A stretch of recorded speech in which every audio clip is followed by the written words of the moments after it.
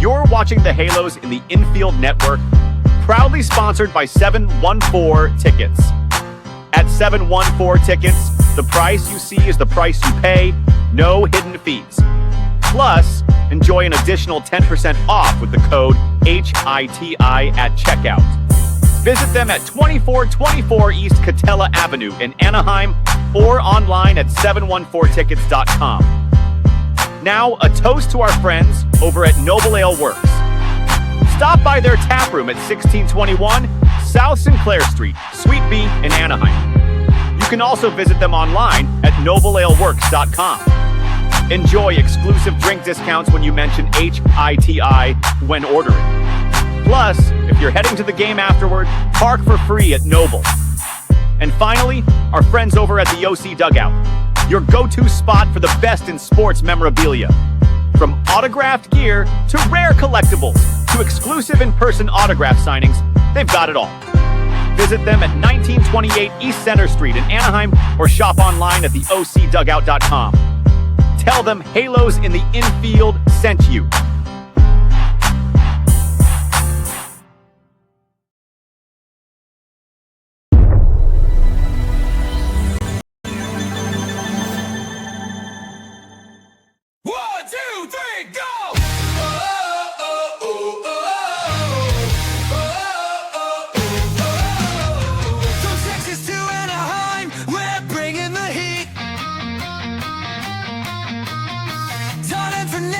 The news every week.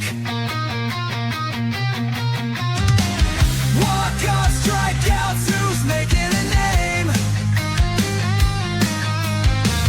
Who's in the clutch and who's taking the blame?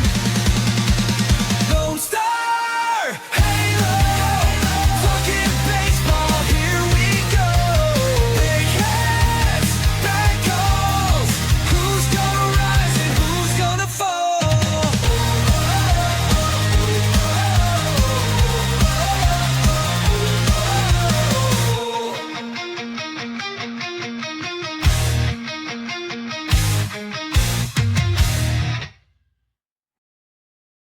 Hey, welcome into another episode of the Lone Star Halo podcast with your host Todd Fox and the Lone Star himself, Fernando, the Lone Star Halo. And who's going to rise and who's going to fall indeed? Today, we're getting a little closer to opening day. And as we creep ever so closely to opening day, we are really going to get to the nitty-gritty of the roster and figure out who's in, who's out, and a lot of other stuff. I'm going to be transparent with you guys for a minute because we've been doing the show for a couple years. Todd and I always meticulously plan these shows, right? Like we will call each other sometimes hours before the show. And sometimes we basically record a podcast just talking Angels baseball for an hour, 2 hours sometimes. So sometimes we hyper fixate on topics. And today was one of the first times we were like, you know what? We don't have a topic. Just hit record and see what happens. So I'm going to be transparent with you guys. We're just hitting record and seeing what's happening. But we know we're going to talk a little bit about the roster. I don't know if you wanted me to be that transparent, but, hey, these guys have been with us for the ride. Yeah, I mean, that's about as transparent as you could be because, like you said, usually sometimes we have our best conversations over the phone. So this time we're going to rock with it.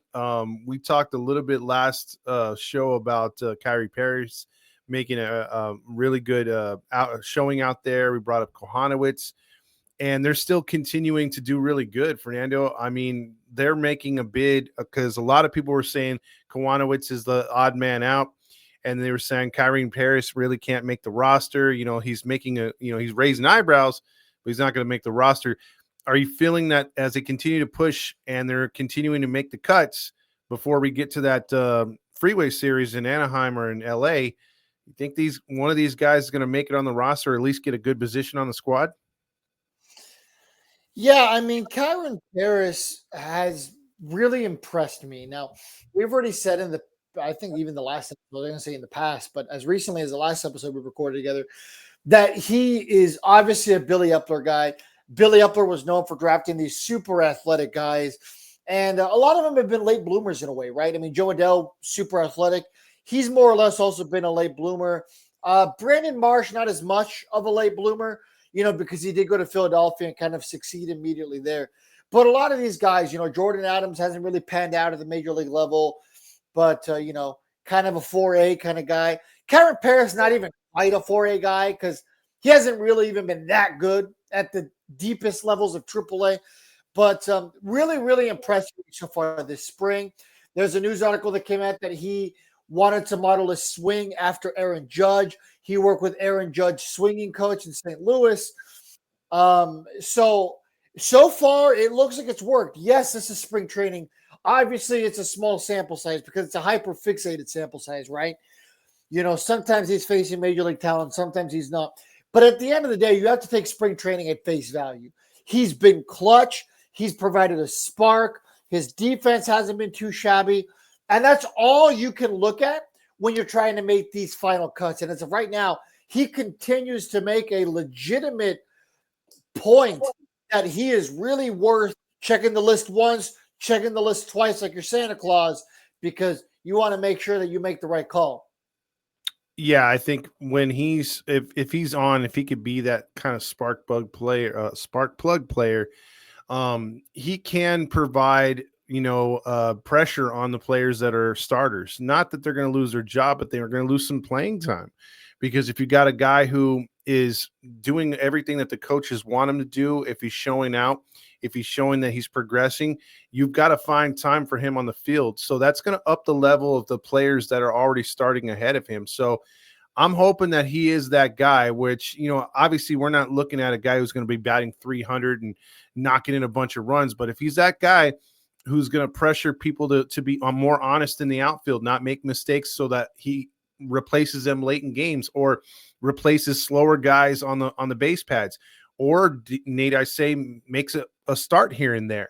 And I think that's where he can make his push, because I don't think that he's playing with house money if he can make the team and also push another guy out of a spot or try to contend with a guy for a spot. Yeah, I mean, once again, through 22 at-bats, I get it, not the biggest sample size, but you don't bat 364 on accident, even through 22 at-bats. And the on-base percentage of 417 is the other thing that's encouraging, because, you either have a good eye or you don't. It is very, very hard to work at play discipline. Anybody who's played baseball at any level or even softball knows that you have an eye up there or you don't. And the fact that somehow miraculously he's almost changed his approach up there is crazy. This is a guy that his major league career, he has an on-base percentage of 214. He's over 200 points improved from that. Mm-hmm. So he did something to work on his vision. Who knows? Maybe he needed contacts the whole time. You know what I mean? And now he just went to the optometrist and maybe figured that out. Who knows? But whatever it is really working out for him. I don't think the ceiling for this guy is quite like a Howie Kendrick type guy. I don't think he's going to be that guy. But if he can be a Sean Figgins type guy, be versatile like a what's the word I'm looking for? Swiss Army knife. There you go. Swiss Army knife. It's funny how we still use that term, because be honest, who still carries a Swiss Army knife with them? Nobody. Yeah, like 20 years ago, yeah, you know what I mean? Hey, you need a bottle opener? I got you right here, pal. Hey, a screwdriver? You know what I mean? People carry those. Nowadays, nobody really carries those. But people still use the term. So, yeah, if he can be a Swiss Army knife of the infield like Sean Figgins was, great. Because that's what I think that's the ceiling for Karen Parris. And, hey, I hope I'm wrong. I hope he proves me wrong. I hope he's a perennial all-star. And if he is, I mean, I'm not a Kyron Parris hater. I've actually always kind of liked the guy. I'm a big prospect guy. I love prospects. Yeah. By the way, speaking of prospects, check out Dominic Lorenz's latest episode about his minor league report. Boom. Yeah, very good episode, Dom. Always stay plugging.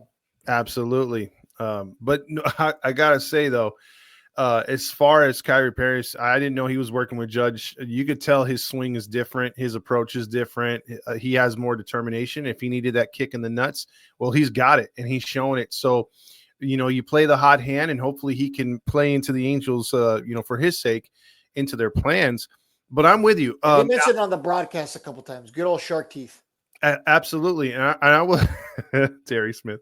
I will say though, Fernando, outside of number 6 and Squid Games, we root for everybody that puts on that jersey. We really do. And we want them to succeed. It's better for us. It's better for you. It's better for the fans in general.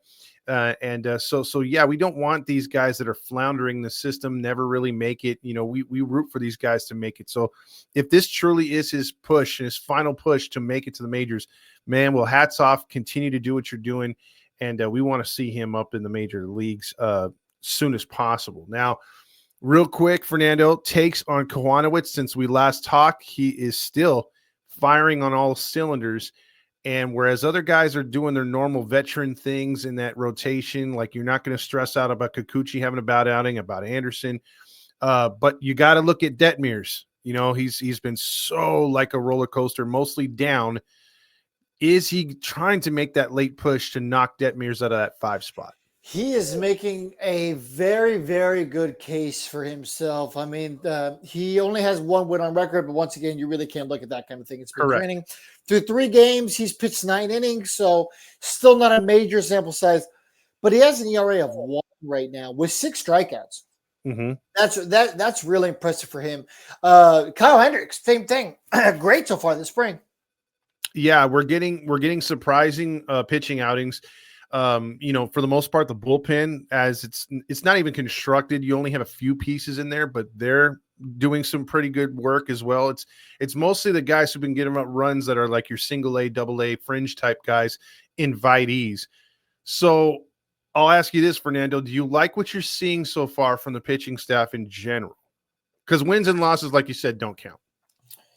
Yeah, I mean, there isn't a lot of guys so far who are still up with the team, who I'm just like, why is this guy here? I mean, dare I say, even El Demente got freaking El possessed, because I mean, the guy's pitching like a madman. Man, he's except for today. Yeah, that's fair. But overall, I mean, he's had a pretty decent spring overall. Yes. So, I'll give it to him. He's made it farther this spring than I thought he would. I thought he'd be getting the old grill master. Yeah, the old DFA. But there's I still think if he's on the roster as your mid relief guy, we're in trouble. I really don't agree with that. I don't like that. I mean, if you're gonna keep him as maybe a mop-up dude and not a long reliever, and don't give him that opportunity when it's 4-3. Bring him in when it's 14-3. I'll be much happier. Yeah, and even then, I'm still a little worried because I mean, you saw it. I mean, what you've had it in the past this spring, where 2-3 innings, lights out, mm-hmm.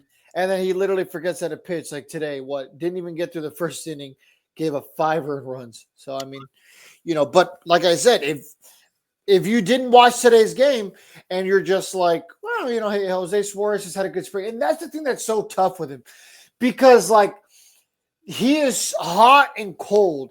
He never really goes out there and it's like, hey, he was okay. He is on one side of the extreme or the other every time with Jose Suarez. He has that like 2 or 3 week stretch where you think to yourself, man, he turned the corner. Mm-hmm. And, Reed Detmers is almost the same way. The difference is, like, I think with a lot of it, Detmers is mental. Everyone's been saying that for years. Same with Sandoval. Everyone was always like, oh, man, Sandy's always just so in his head. These guys have the stuff. I don't think Jose Suarez is in his own head because the guy is super confident. For him, it's always just like sometimes he just really doesn't have the stuff. It's so crazy how you could go from being so good to so bad. Yeah, it's a trip because my dad told me that last season. He's like, Sandoval always he never starts the game strong. Outside of that game where he almost had a no-hitter, he never starts strong. He's always walking guys, giving up a couple runs early, and it just seems like something kicks in where then he finds his stuff and then he settles in. But by then he's maybe thrown 30 or 40 pitches, so he really can't extend himself deep into the games. I mean, I remember a game last year where he was down 6-0 in the first inning, and you thought he was like literally 1 pitch from being pulled, and then he winds up going 6 innings because the next 5 innings he only allowed 1 hit. Like he just got dialed in, but too late. And then with Reed, you're absolutely right. Reed will give you 3 starts in a row, and you're like, God damn, this guy's good. Like he's locked in. And then all of a sudden, last year we were using the A word, the ace. You know what I mean? Like, wow, this guy could be an ace. Remember the beginning of the year, man? He was one of the best pitchers in baseball for like a month. Yeah, he was. I mean, he started April like so freaking good. And he would have been like undefeated like in his starts because he pitched that good, but they didn't give him run support. Yeah, he's And on the then Angels. yeah, and then all of a sudden, like he looked deer in the headlights. Remember, that was our biggest complaint. It's like, dude, where did that Yeah, he looks dog so thing come lost from? out there. Yeah, It's like Space Jam. Remember where like the aliens start like taking everyone's talent? It was like that. You know what I mean? The guy went out there and he's lost. Right now he's 2-1 with the 2.31 ERA in 4 games and 11.2 innings pitched. So well, I mean, this is his truly last shot, bro, with the Angels. I mean, maybe he turns into Sandoval and goes somewhere else, but I mean, for a guy that was as touted as he was, he's oh been a yeah, disappointment here, dude. if he gets cut or DFA'd, I mean, someone's going to pick him up for sure. You know what I mean? Like, I have no trouble believing there's at least like 20 teams that give him a chance. You mean to tell me a team like the Rays wouldn't give him a chance? Dude, the evil team up to 5 would 100% give him a chance. Oh, And they'd absolutely. probably turn him into a Cy Young winner. Yeah, yeah. I mean, with the guys they got up there, Mark Pryor alone would twist his arm the right way. So Yeah, that's fair. Mark Pryor couldn't keep healthy himself, but I mean, the guy's a freaking madman up there as a pitching coach. I mean, yeah, guy always had good strategy when he was pitching. He's just always had those health issues, just like Kerry Wood. Great pitcher, also just couldn't stay healthy. So let's go over some of the guys that are on the 40 man right now. We can kind of sure. figure out. Sam Aldergetty has already been moved to the minors. Mhm. Tyler Anderson, obviously, he's going to make the team. Sam Bachman, he's a bit of a question mark. Tyler Anderson, let me ask you this. So the Yankees, the 90s evil empire, they are going through a lot of injuries. Somebody had mentioned like, hey, the Yankees need to go ahead and make some moves. I tweeted a response and saying, hey, Tyler Anderson, why don't we trade him to the Yankees? How would you feel about that? He's only got 1 more year left in the contract. I mean, what can you lose other than you pick up a couple or you pick up a draft pick maybe and maybe a player, or you just pick up one player. You can't trade draft picks in baseball, Todd. Oh, that's right. But you Prospects. can't pick yeah, prospect. But you can. Well, that's what I mean. I just I'm still in football mode. No, you're good. I You're good. think I get it. I think they can pull something like that, but I think that would be closer to the deadline. I think if the Yankees are going to Yankee, I would say they go after someone like Alcantara from Miami. I think they go desperate and have to go all in right there. I think Anderson would be a guy that if they needed one, they would get him probably around the deadline. I mean, you would gotta think the Angels would trade Anderson and not hold on to him. We thought that last year, but the asking price was too high. Yeah, because I mean, the Yankees have a giant hole now, and a hole they won't repair, right? I mean, Garrett Cole's out for the year. Yeah. So I mean, that is their big fish. You're not going to replace him. You know what I mean? There's nobody in Major League Baseball other than like the guys who would never, ever, ever in a million years get traded that would replace him. The Pirates aren't going to trade Paul Skeens right now, but he would be a replacement for Garrett Cole. But there isn't a long list of guys that could replace him. You get what I'm saying? So yeah, Tyler Anderson. I wonder if he gets traded. We'll see. Sam Bachman. I don't think he's done enough to prove much. Obviously, he's also coming back from an injury, a career of injuries, really, so far. I'm starting to worry if he's going to go down as a big what if one day, but time will tell. Brock Burke, I think his spot's locked in the bullpen. I think he's going to make it. What about you? I think so too. I think he proved a bit last year. Kind of fell off towards the end, but I think he's going to recover nicely this year. Yeah, I agree with that. Hans Kraus, 9.64 ERA this spring. I think he's on the outside looking in when roster cuts happen. Dana and Jack Dashwood have already been sent down to the minors. No surprise with either of those guys. Detmers, we kind of already talked about, and we'll probably end up talking about him again here. Kyle Hendricks, he's obviously in the rotation. We already knew that going in anyway. Worst case scenario for him was he was going to end up a bullpen guy, like a long reliever, but no, I think right now he's locked in. Kenley Jensen, he's making it. Ben Joyce, he's making it. Kikuchi, he's making it. Jack Kohanowitz, what do you think? So I said that we're going to talk about Reed Detmers again in a second. Between those two, who are you giving the nod to right now? If you had to go between those two, at a default, you give it to, and this is what's tough for me. You have to give it to Detmers because it's not like he's having a sucky spring. And then you just watch him very carefully to make sure he doesn't go deer in the headlights again. The leash isn't very long. Correct. And I would actually say, given the circumstances, I would love to have Kwanowitz as my long guy, but I don't want to mess him up. So I would continue to start him. I'd send him down and Yeah, then use somebody else. I agree. I agree 100% with what you said. I mean, the thing is, Jack Kohanowitz is still not at the point where he needs to produce at the major level. It's a Correct. positive if he does, but he's not at the stage of his development yet. Reed Detmers is. It is make or break for him. Honestly, if it was me, I'm giving him to the All-Star break. Just give him the All-Star break. I mean, what do we have to lose? We're not expecting that we're going to contend anyway, right? Yeah. This isn't a team looking to make the playoffs. So with that being said, just give Reed Detmers the keys and just see what happens. Yeah. And if it's the All-Star break and he's still not figuring it out, give him the old grill. It might be time to give him the grill master. Yeah. And watch him flourish somewhere else. Yeah, but that's a risk you just need to take. You know what I mean? It's not like hasn't had opportunities here. Yeah. I can live with that. If there's a guy who we don't give an opportunity to and they go flourish somewhere else, that's when it's like, oh, why? But if he leaves here and as long as he doesn't end up in blue or in pinstripes, honestly, everywhere else I would cheer for the guy. Yeah. Literally anywhere. Any of the other 27 teams, I would cheer for him. I agree. I agree with you right there. Even if players go to the Yankees now, I don't care as long as they don't put on a blue. Yeah, that's fair. So. Yeah, that's fair. I don't hate the Yankees like I used to. My dad still hates the Yankees, and I'm just like, they're not the evil empire anymore. They kind of suck now, actually. Well, a lot of Angel fans try to get me to hate the Red Sox over the years, and I know we've had our battles, but not the type where I'm like, oh God, I hate the Red Sox. I hated the Red Sox when they had Big Papi and all those guys, but once those guys left, it's like, dude, I don't care about Boston whatsoever. So yeah, it was for me. I hated the Yankees when I was growing up because they were the evil empire. They were buying everybody. You know what I mean? Like they kept taking everybody. If you like the player, they're going to be a Yankee. And nowadays, I mean, the Yankees, they occasionally get guys, but they're kind of like guys past their prime. Like they got Giancarlo Stanton as he was like exiting his prime, really. Yeah, they've overspent. And then also, I mean, that division forever was just a pushover. And if the Red Sox contended with them, then the Red Sox did, but nobody else stepped up. And over the last, over the decade or so, the Rays, the Orioles, and the Blue Jays have made it hard on them. So that, they're not the team of just sweeping through their division anymore.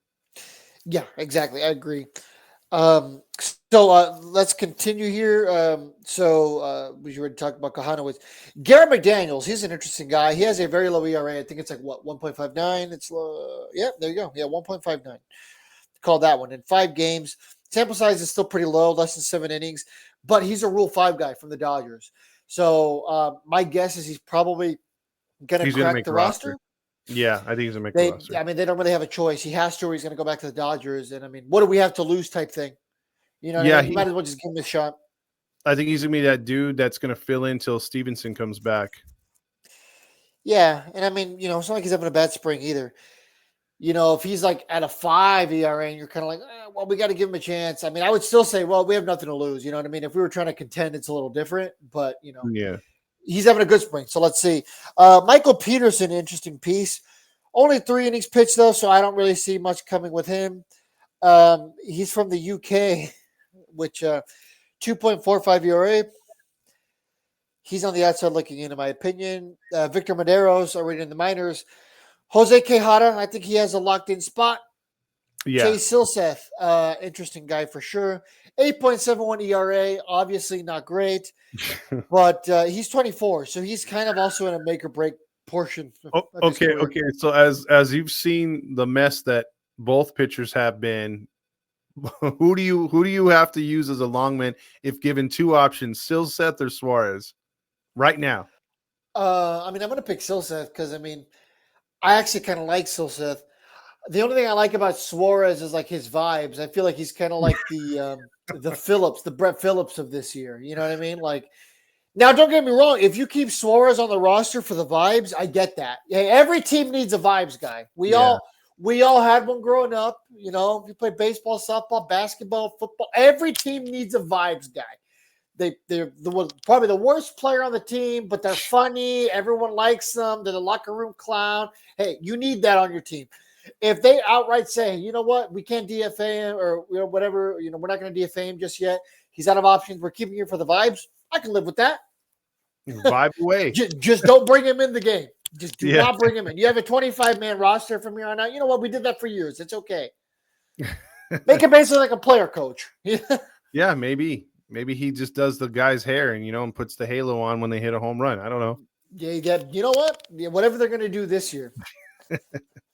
Okay, a couple other pitchers here.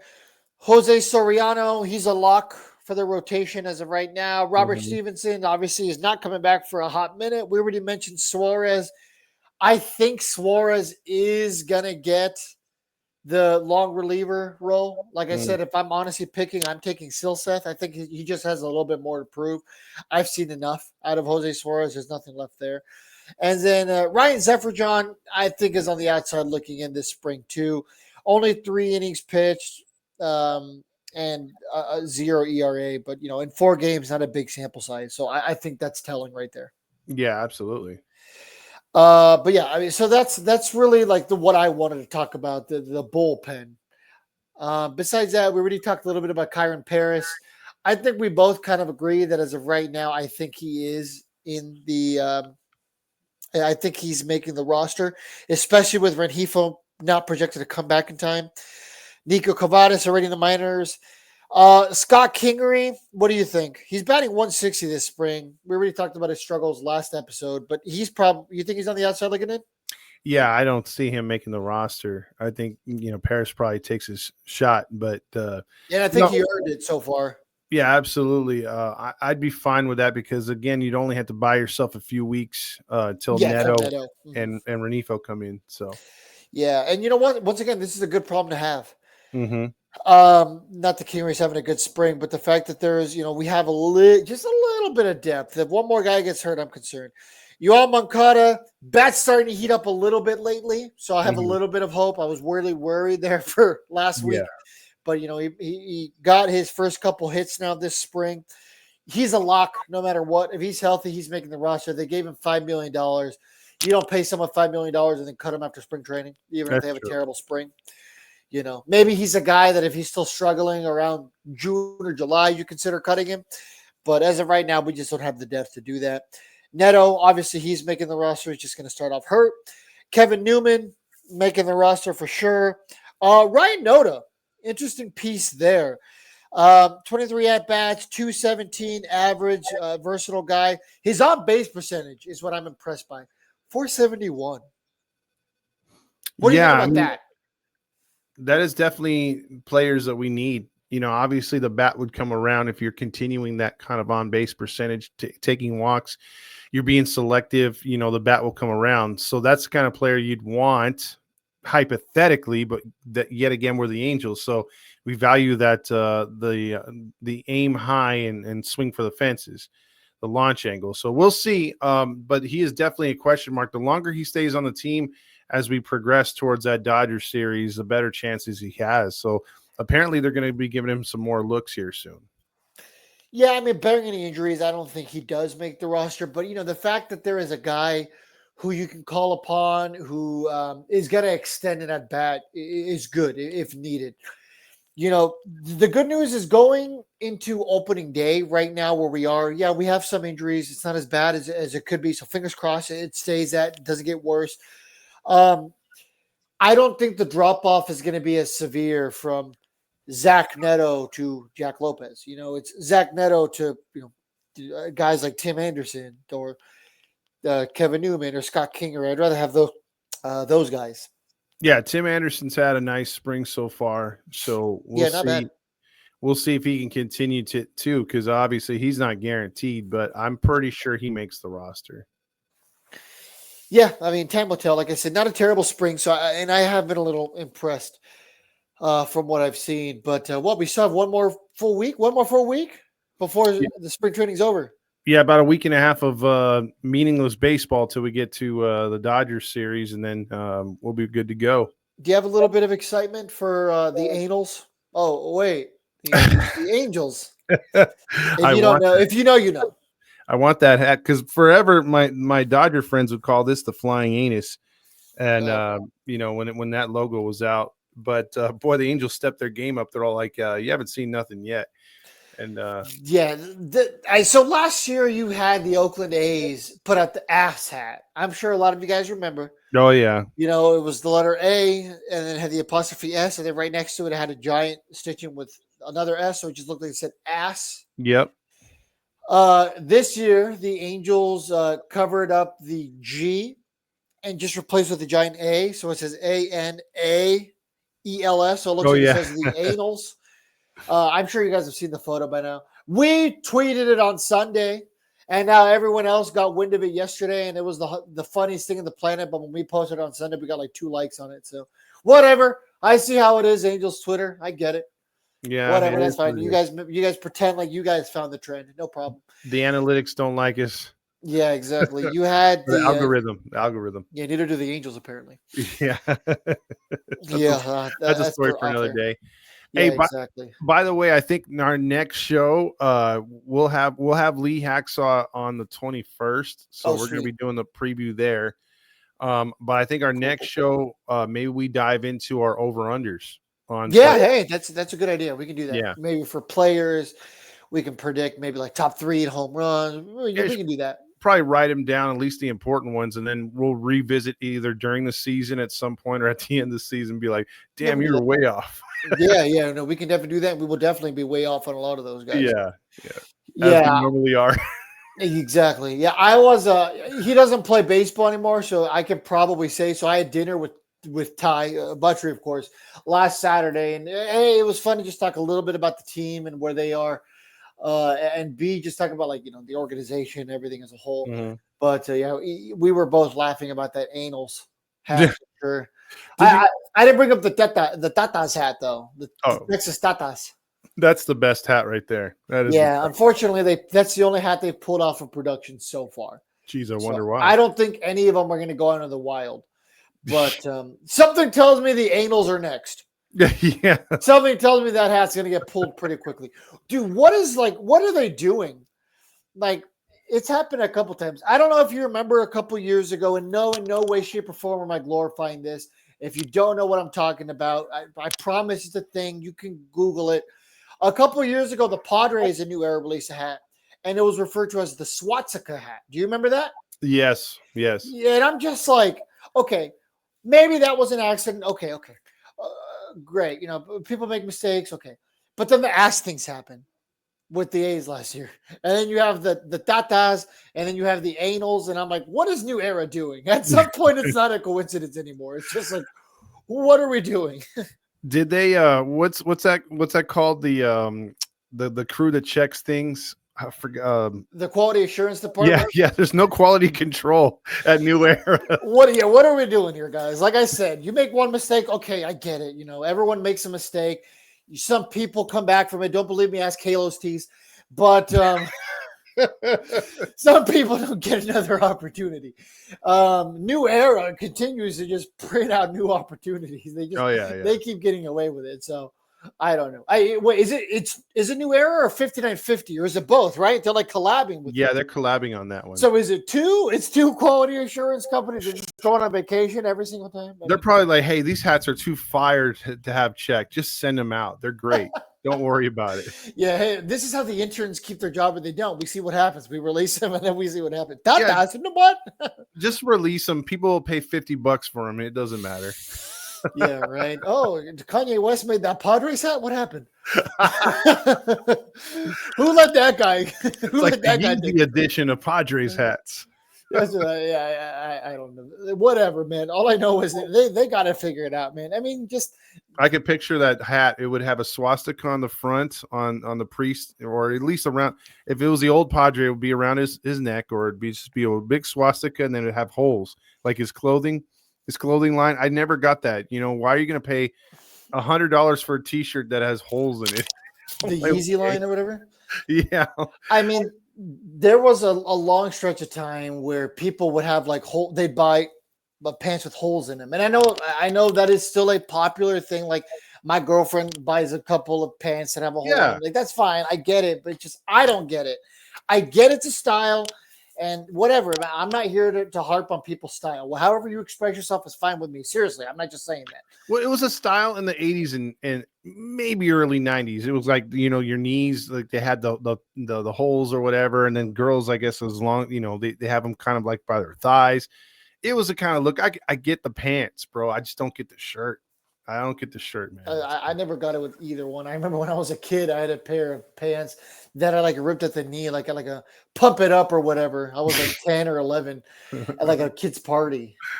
And I wanted to throw my pants away because I had a hole in the knee. And my dad's like, no, you're going to keep them. Some people pay extra to have holes in them. I was like, what? Yeah. It was a thing. It was a thing, dude. I remember being poor and I ripped my pants just so it would look like I had You did it on purpose, yeah, right? Yeah, your parents would buy you, for school. If your parents were anything like me, like that's the one time that they'd go, you get like $100 or whatever. You go to JCPenney, you buy all the shirts, all the pants and everything. Mm-hmm. Todd would go home and rip them on purpose. Like, all right. At least the pants. I'm like, I'm trending. Yeah, exactly. Exactly. Everyone else came with them like because they bought these like $100 jeans, and you're like, mine were $15. Mine is all stringy because theirs is like built for it to be ripped. Yeah, theirs was like sewed like that, and yours was just like you took like, why are your pants falling apart? Yeah, right? Yeah, or even worse, I used to have those pants that would turn into shorts. You just like unzip them at the knees. Oh, those were nasty work. I don't know what I was thinking. I want to go back and beat myself up. I don't think I would have hung out with you back then. Give myself a swirly. It's just like, it's so crazy because those were normal. You know what I mean? Yeah. Like it'd be PE time, or it'd be time for, play basketball with the kids, during lunch or whatever. And you have all the boys taking off their like bottom parts of their pants, and then you're gonna just leave them in a stack. Nasty work. You were the zipper crew, and I was the ripped pants. So. Yeah, there you go. Both very cool. Absolutely. You could tell. You could totally tell. We were gangsta. Yeah, we make fun of some of the other Angels podcasts, but we probably all would have been part of the same group, unfortunately. Yeah. Right. There you have it, folks. Enough slander. Yes. Well, I guess that's our show for today. Look out for our over-under next week, and we're not going to be gambling per se, but we will be talking whether these players will be over our expectations or below expectations, if you don't know the reference. Now, however, if you are into gambling responsibly, we have a new sponsor, Underdog Fantasy. Make sure to check them out, where you can get a bet over and under on various topics, home runs, hits, or any other sport, points, assists, steals, things of that nature. Yeah. Code what? Halos? Yeah, code Halo, and just single. And they'll match any bet up to your first bet up to $1,000. So if you actually hit on one, you get $2,000 via us and Underdog. So there you go. Yeah. Please, please, please. I cannot stress enough. Gamble responsibly. If you don't have the money, just don't do it. Seriously. We don't want any eat bays out here. Yeah, exactly. Yeah. Please. Gamble responsibly. Gambling is very, I don't want to say very fun, but it can be fun if you do it appropriately. I have a perfect idea. Since Randy's gotten so good with AI, we should take ePay and have him voice the commercial. I think that could get us in a lot of trouble if we do that one. You know what? That is one Todd Fox idea that is dead right now. That would get us in a lot of legal issues. I promise. Oh man, it was a thought. I'm sorry. Yeah, there you go. That's fine. Appreciate the thought. I completely agree with you. It'd be funny, but being on the opposite side of the courtroom from him would not be funny. That's true. He'd win all that money back. He'd have to steal some. Proceed to lose it immediately, probably. Yeah, absolutely. Yeah, he'd win all that money in court, maybe make a dent, and then just go find another like underground shark, and Yeah, he would try to parlay it at the horse track before he keep it over. Hey, you never know. You're one hit from making it. There you go. Yeah. Hey, when this parlay hits, I'm gonna buy everyone a pony. There you go. I want that pony. Yeah. All Mike Trout needs to do is get 160 home runs. Anthony Rendon needs to come back from the dead, get 6 hits today. And Jose Suarez needs to pitch a perfect game. And then, guys, I'm buying everyone a house. Oh, that's happening. Let's just do it now. I'll buy the lot right now. There you go. Yeah, put $1 on it, and the payout on that's going to be crazy. Yeah. All right, so I think that's our show, Mr. Lone Star. So for Todd Fox and The Lone Star Halo. We will Viva Los catch you next time. Angelitos.